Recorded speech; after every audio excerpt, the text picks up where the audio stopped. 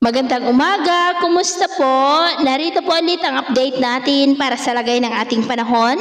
Ngayong umaga po ng October 24, 2023 na kung saan sa ngayon ay patuloy pa rin ang malakas na pag-ihip ng hanging amihan dito po sa northern part ng Northern Luzon at eastern is naman ang hangin na umiihip sa silangang bahagi ng Southern Luzon at Visayas. Ang shear line naman, gaya na inyong nakikita, ay nasa silangang bahagi po ng Northern Luzon. Ang shear line nga po ay ang linya ng hangganan ng malamig na amihan at mainit na easterlies na nagdudulot po yan ng mga pag-uulan. At ito naman po ay pinapakita ng forecast model natin po ang ginagamit hanggang sa susunod na 2 linggo.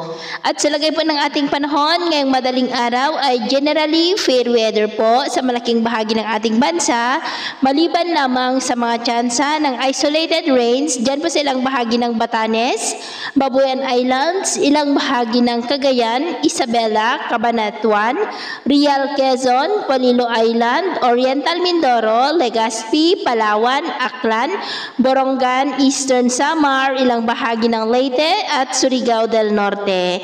At mamaya ay sisikat ang araw sa malaking bahagi po ng ating bansa maliban sa mga tsansa ng maulap na kalangitan na may mga pulupulong pag-ulan sa may Babuyan Islands, ilang bahagi ng Cagayan, Isabela, Quezon, Sorsogon, Palawan, Romblon, Masbate at Aklan. At ngayong hapon po, mas maraming lugar na sa ating bansa ang makakaranas ng maulap na kalangitan na may mga pulupulong pag-ulan. Kaya kung lalabas tayo sa ating mga tahanan, ay ugaliin po natin lagi ang magdala ng kahit anong panangga natin sa init ng araw at proteksyon na rin po sa mga biglaang buhos ng ulan.